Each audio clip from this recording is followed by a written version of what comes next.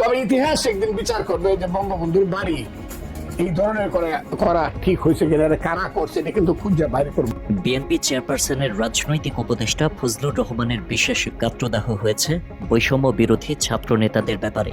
তাদের কাজ নিয়েও প্রবল আপত্তি আছে তার। ৩২ নম্বরের বাড়িটি ভেঙে দেয়া তিনি কোনোভাবেই মেনে নিতে পারেন না।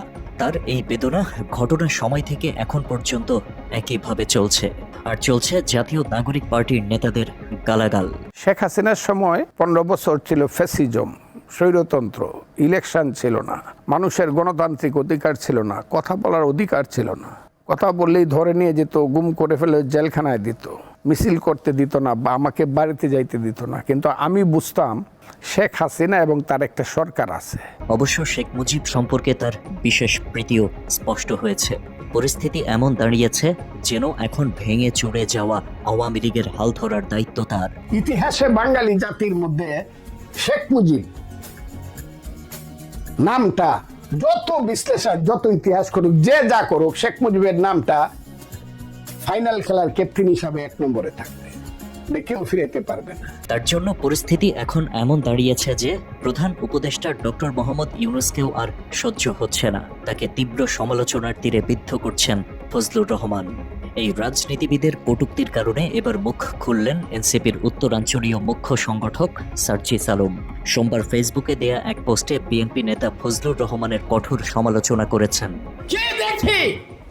জনাব ইউনূস সাহেবকে দেখি, উনি ক্ষমতাকে দীর্ঘায়িত করার জন্য, প্রলম্বিত করার জন্য, ক্ষমতার মস্তককে আঁকড়ে থাকার জন্য উনি বারে বারে এই ফোর্স, ওই শক্তি জাতীয় আন্তর্জাতিক শক্তির মাধ্যমে চক্রান্ত করে আমার দেশের সমুদ্র বন্দর অন্যকে দিয়ে দিতে চায়, আমার দেশের সেন্ট মার্টিন দ্বীপ বিদেশিদেরকে ওই স্টিমার লাগিয়ে দিতে চায়, আমার দেশে গাজা উপত্যকা বানানোর জন্য আরাকানকে করিডোর দিতে চায়। এটাকে আপনারা দিতে চান বন্ধুরা? সারা জীবন যুদ্ধ হবে।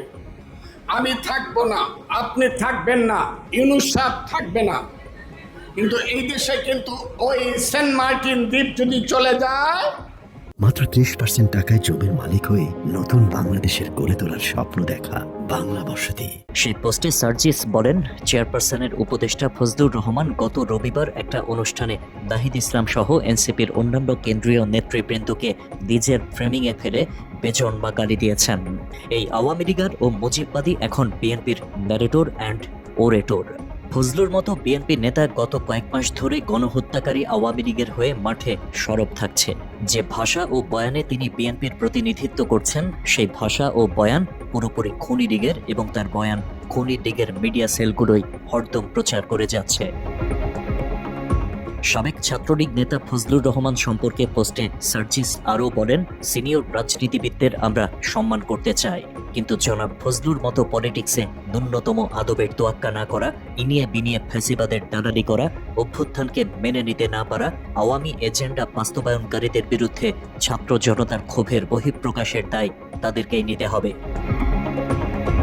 তিনি আরও লেখেন, পাল থেকে ছুটে যাওয়া লাগাম ছাড়া কয়েকজনের জন্য বিএনপি বারবার নিজেদেরকে প্রশ্নবিদ্ধ হতে দেখতে চায় কিনা সেই সিদ্ধান্ত বিএনপির নিতে হবে। এদের স্টেটমেন্ট এবং এদের বিরুদ্ধে যদি আপনারা ব্যবস্থা না নেন, তাহলে বাংলাদেশের মানুষ মনে করবে তাদেরকে দিয়ে আপনারাই এই কথাগুলো বলাচ্ছেন। ফজলুর রহমানের নেতার কারণে বিএনপি প্রশ্নবিদ্ধ হচ্ছে, তাই তার বিরুদ্ধে ব্যবস্থা নেয়ার আহ্বান দলের কর্মীদের।